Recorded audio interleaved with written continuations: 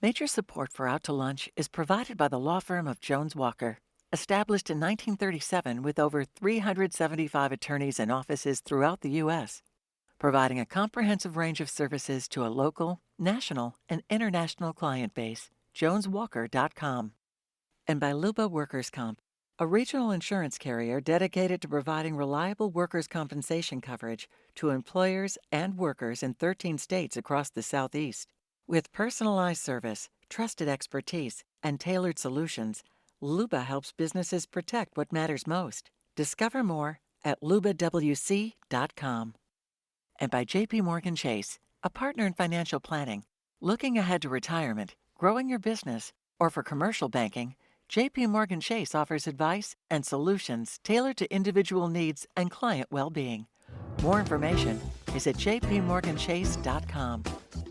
From Collins on St. Charles Avenue in Uptown New Orleans, we're Out to Lunch with Peter Raschuti, Tulane University A.B. Freeman School of Business professor and director of the Birkenroad Reports. It's business, New Orleans style. Hi, I'm Peter Raschuti. Welcomed Out to Lunch. There's a term in psychology that also applies to marketing. It's called the halo effect. It refers to how we can make sometimes incorrect assumptions based on a collection of pieces of information. For a business case study, let's take a look at a lighting company that was founded in the UK in 2015 called Tala. Tala designs and sells lighting fixtures that are elegant, environmentally friendly, focused on sustainability. They're able to be repaired, and if they have to be discarded, they're recyclable, and they've been featured in Architectural Digest. The company has an international reach, it's widely admired, and it's financially successful. The halo effect would have us believe their lighting fixtures must be exclusive and expensive, and the company must have its eye firmly on profit. Well, the truth is actually somewhat different. Tala is what's called a B Corp. It's a registration given to companies that focus on using business as a force of good, striving for inclusive, equitable, and sustainable economic practices. And Tala's lighting fixtures are relatively inexpensive. You can find them online at Wayfair.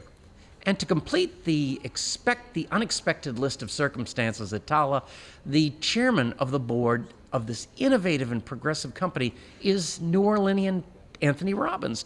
Anthony, welcome Out to Lunch. Delighted to be here. Thank you. We can make incorrect halo effect type generalizations about other businesses too. For example, when we hear wedding reception venue, we typically picture a high school gym kind of vibe with a stage for a band or DJ. When we hear hotel, we expect it to be something between a Holiday Inn and a Ritz-Carlton, the only difference being the amenities and the cost. A local company called Workshop WD-40 is challenging all of these assumptions. WD-40 is not a spray can to use on rusted metal. It's an award-winning New Orleans-based real estate development and architecture team.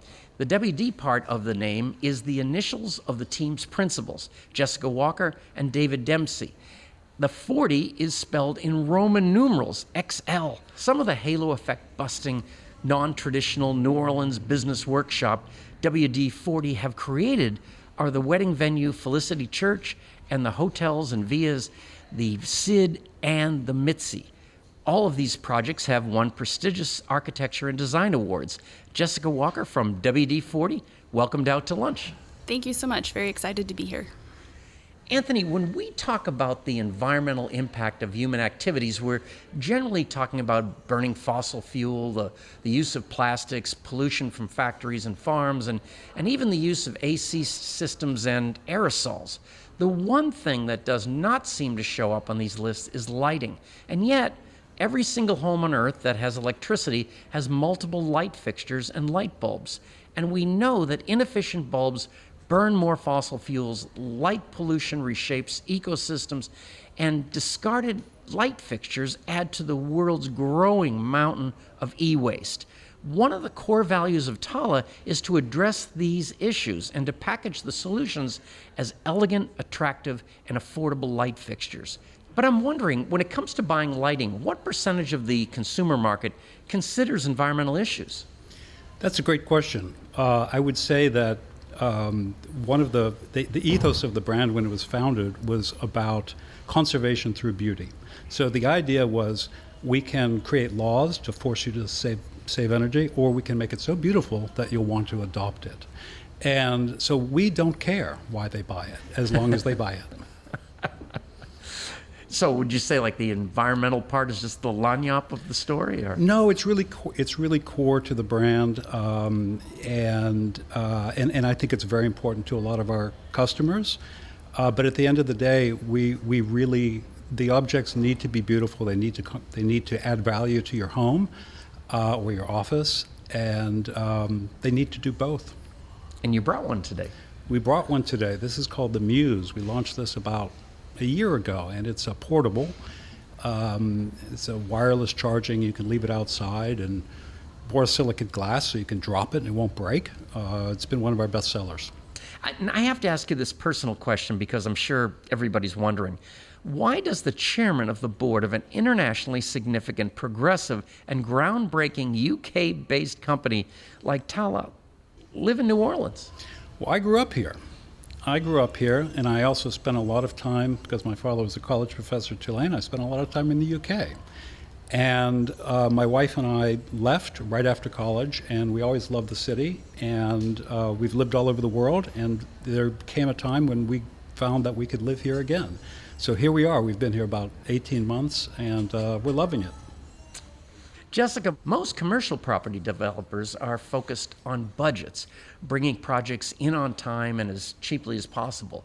Most real estate developers are looking for bells and whistles that will pitch a property as high up the price range as the market will bear. These three goals are often at odds with each other. Your company, Workshop WD-40, is juggling all three of these balls. You're designing cool and quirky properties, you're the commercial developer, and you're the real estate company.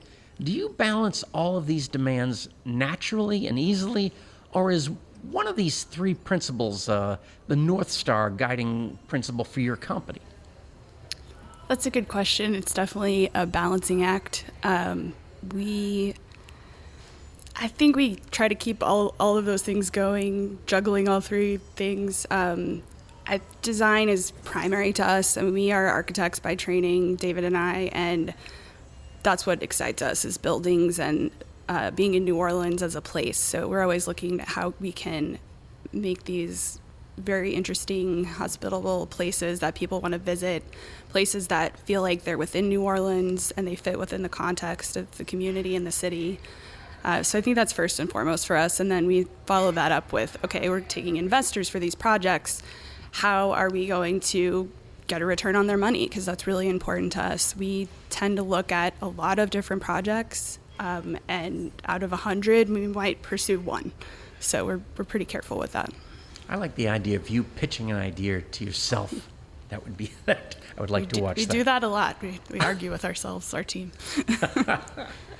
Now, I don't think I'm going out on much of a limb pointing out that some of your properties are what we might think of as challenging locations in New Orleans, which makes me wonder, these days, is the old real estate cliche, location, location, location, still true?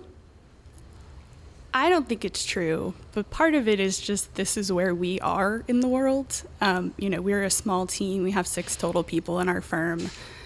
We don't have great corporate backing from anyone. So where we are able to play is not the convention center hotel that's downtown. That's not where we can be. So part of it is just out of necessity. We're in different parts of the city. But that's one thing we love about New Orleans as a city of neighborhoods. And I think it's really interesting to the way people like to travel now. They like to be more out in certain neighborhoods in different cities and places. So that really excites us. So I do think location is important, but it can be in different places around New Orleans and not just downtown or in the French Quarter.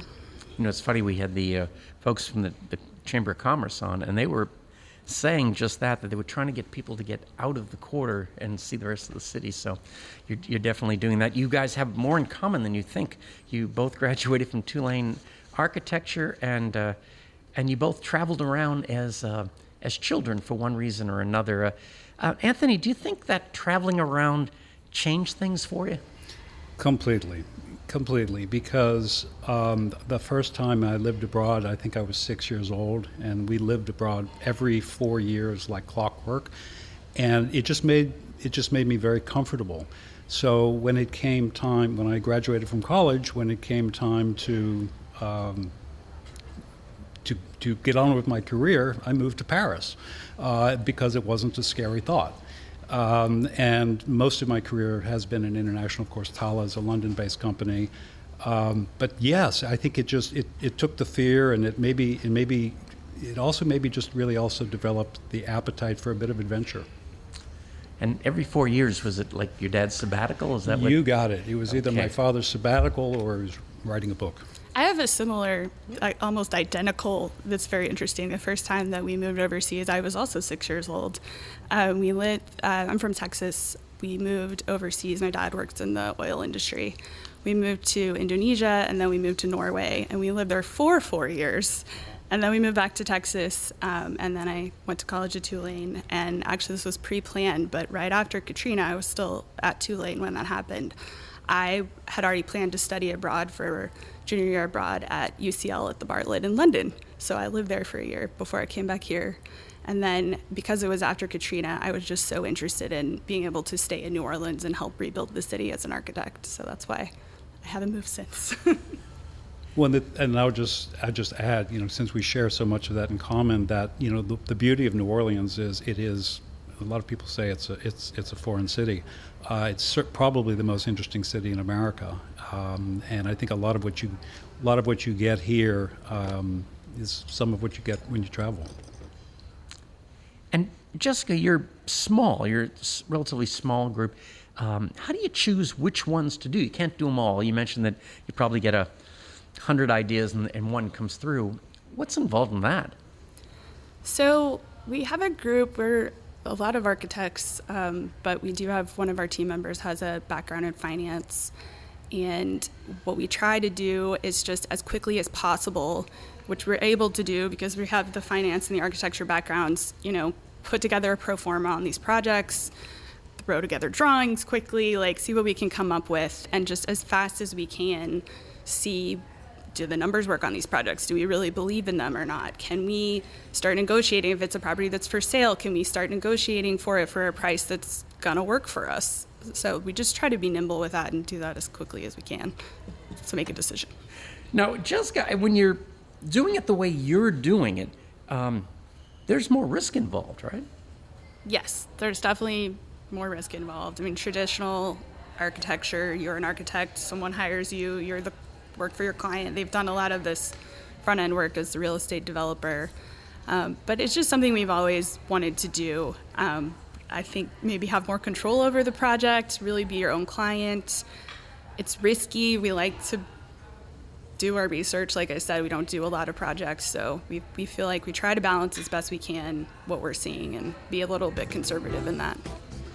You're listening to Out to Lunch. I'm Peter Raschuti. I'm talking with Jessica Walker, architect and developer from architecture design and real estate development company WD-40, and Anthony Robbins, chairman of the board of international lighting company Tala. We'll continue our conversation when we come right back from this short break. Out to Lunch is brought to you by Basics Underneath. Fine lingerie, personalized fitting, curated swimsuits, and workout wear. Uptown on Magazine Street and at basicsunderneath.com. And by Tracy Moore, broker, realtor, and partner at Rev Realtors, offering over 20 years of experience representing buyers, sellers, and investors. Learn more at tracy.revrealtors.com. Additional support comes from Chateau Sew, a fabric store on St. Charles Avenue.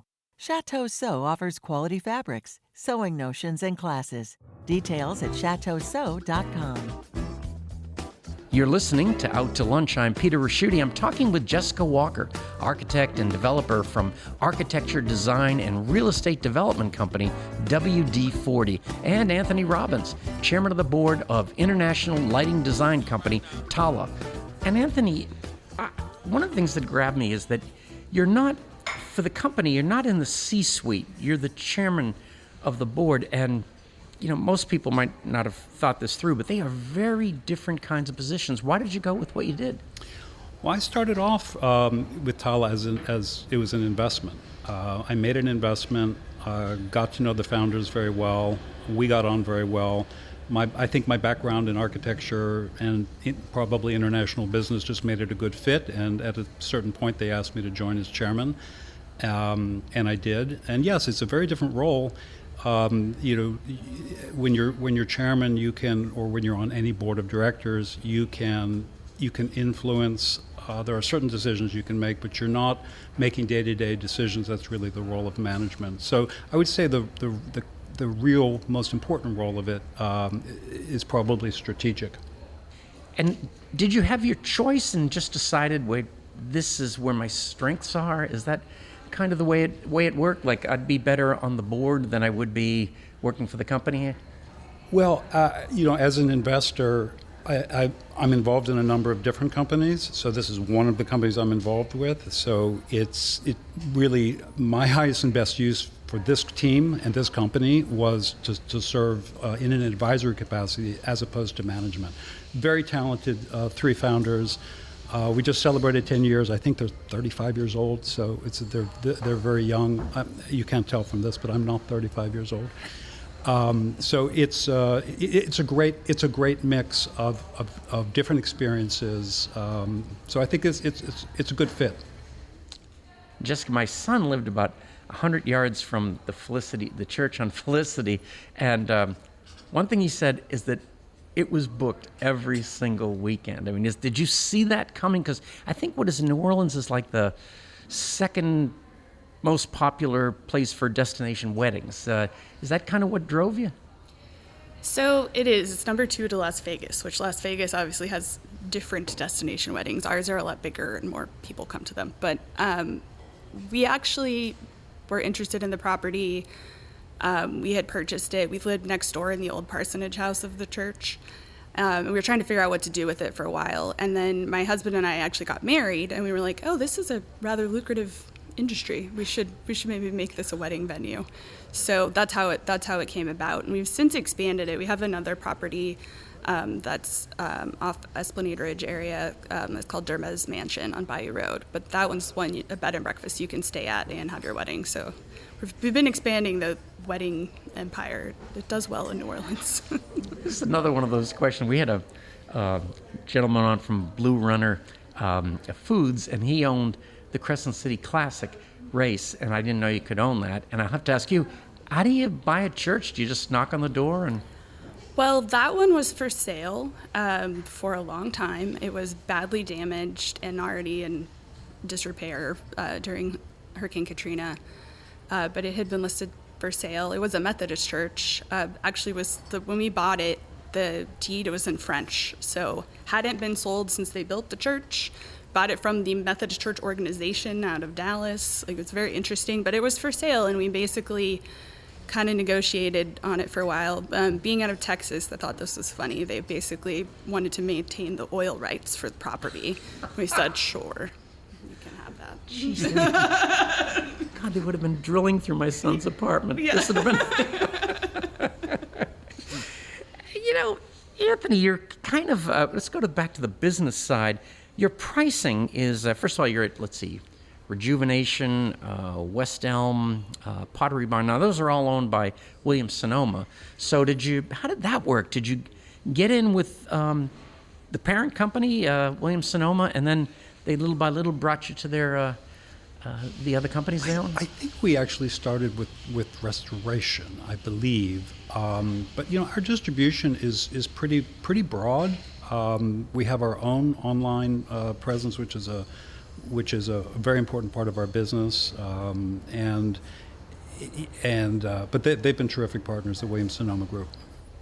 And pricing-wise, you've hit an interesting little niche in this whole thing. We've had people on that make like $4,000 lamps, and and there's others you can pick up for $20, $30. How did you realize that this was where the sweet spot was? Well, a little bit of research. We just sort of looked at the market. We felt that there was a really room for high quality. We have a lot of IP on our technology, and we wanted to make very beautiful products. And there's a lot of options at the very high end. but not so many options sort of in the middle to lower end. And so far we've been rewarded from that strategy. One of the secrets to our business is our technology, and a lot of those $4,000, $10,000 chandeliers that you might buy, they will come with Tala bulbs, and people don't often realize that some of the most important, we would consider our peers, most important companies, when you order a light from them, it comes with a Tala bulb. Just like the old days of Intel Inside sort of thing. So you don't know it's Tala. Well, you can tell if it's written on it, but it's not advertised. You're much more 3D to me now. I finally get it. Jessica, I've got to tell you something. The real name of your company is Roman numerals, and Americans aren't good at that. In fact, recently we changed the system for naming the Super Bowls because nobody could figure that out. So yes, I'm glad it stands for something. That must have been clever when you had the WD, and then what hit you? Just found the can? Yeah, we were trying to come up with something that would be fun. We like to do fun names. Before we started this company, I briefly for 2 years went out on my own. I had my own company, and I called it Walker Run Studio. So when David came to join me, we were like, what can we do with this? And yeah, a WD-40. Okay, that's interesting. What can we do with that? And kind of just went from there. A lot of people don't realize it's actually kind of fun with the Roman numerals because they'll, say workshop WDXL. And then one day you're like, oh, WD-40. They're like, oh my gosh, like this light bulb moment. It's fun. The light bulb goes off, and it's his light bulb. Yeah. This is all, yeah, there you go. This is all really working. Anthony, what other companies are you involved in? Are you able to stay in New Orleans, or do you have to travel constantly? I just trying to figure that out. It's so nice that you've returned home, and that's such a nice feeling. But are you always in the air? No, I do need to travel with my work, but post-COVID, the one thing we all discovered was the power of video conferencing.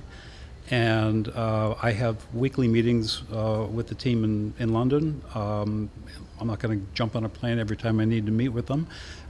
So I think that's really what's made this being able to be in New Orleans so comfortable and possible. If it weren't for that, it would be a challenge. And I'll start with Jessica, and you both can answer this question for me. But if we brought you back 3 years from now, what would the company look like? I mean, in order for Jessica to grow, you need probably more capital. How do you plan to get that? We definitely need more capital. I think that is our biggest current challenge, and it's a difficult world in which to be pursuing capital right now, but we're doing it. We have 3 hospitality projects in New Orleans that we're pursuing right now, so I'd hope in 3 years at least one of them would be open and operating, and maybe the other 2 almost close to completion. But that's what I'd like to see. We like to partner with people because we are small. We pursue strategic partnerships with different developers in town or different architects or interior designers. Even though we do a lot of that ourselves, we just can't do all of these things at one time. So we're always looking to make connections and reach out to people, hopefully get people very excited for investing in New Orleans. And you've now built up a pretty great portfolio to pitch with. So I think that's... Try. Now, Anthony, one thing I do know, because I sometimes used to follow the furniture stocks, is that I would imagine your business is very much tied to new home starts and such like that. Yes. Is that true? It is. That is a big part of it. We also have a lot of commercial business. So we do lots of restaurants and hotels. So that's a part of our business. But absolutely, the home furnishings industry has been in a little bit of a recession with the high interest rates, and we've suffered from that. But honestly, I don't think that it's really hurt us that much because our business is so diversified to customer type. And the housing situation is far more complicated than people think. They think like if you just lowered interest rates, but that affordability issue and all of that. So I'm glad you're profitable at this. It's all gonna pay off. I hope it'll all pay off, and I do think that the diversification is key, because as we know, one sector will be strong and then the other sector will be weak, and hopefully between them you'll manage to keep the business moving in the right direction. My boss used to say, remember there's a bull market somewhere. So Yeah, I like that. So if you're looking for a bumper sticker or something, that would be a good idea. There are admittedly a lot of good reasons to live in New Orleans, but perhaps none of them are as compelling as this simple truth. There's a difference between New Orleans and pretty much anywhere else. It's hard to put your finger on exactly what that difference is, but you get a sense of it when you meet people like you, Anthony. You're an international business person who could live anywhere, but you chose to live here. And Jessica, the prestigious awards your designs have won and critical acclaim your developments have received make the point that you could succeed anywhere, but you too choose to work here. Thank you both for deciding to make New Orleans home, and thank you both for taking the time to join me today on Out to Lunch. Thank you so much, Peter. I appreciate being on the show. Thank you. It's been such a pleasure. My guests on Out to Lunch today have been Anthony Robbins, chairman of the board of Tala, and Jessica Walker, principal at Workshop WD-40. We edited the show to fit into the time slot here on WWNO. You can hear our unedited conversation and find out more about Anthony's lighting and Jessica's designs and properties by listening to the Out to Lunch podcast. You can find and subscribe to the Out to Lunch podcast on your podcast app and on our website, itsneworleans.com. If you want to know what we all look like, you can find photos from this show on itsneworleans.com and on our Out to Lunch social media. These photos were taken today by Jill LaFleur. You can find more of Jill's photos at lafleurphoto.com. Out to Lunch is a production of INO Broadcasting for itsneworleans.com and WWNO 89.9 FM. The producer of our show is Grant Morris. Our technical producer is Eric Merle. Our researcher is Amy Irvin. And today's show was engineered by Blake Longlinay. I'm Peter Raschuti. Thanks for joining me. I look forward to meeting you again next week around the lunch table for more business, New Orleans style, on Out to Lunch. Out to Lunch was recorded live at Columns on St. Charles Avenue.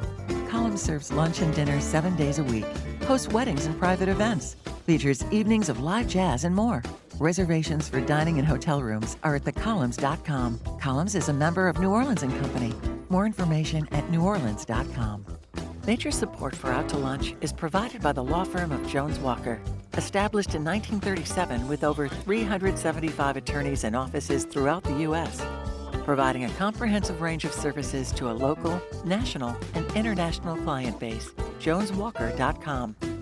And by Luba Workers' Comp, a regional insurance carrier dedicated to providing reliable workers' compensation coverage to employers and workers in 13 states across the Southeast.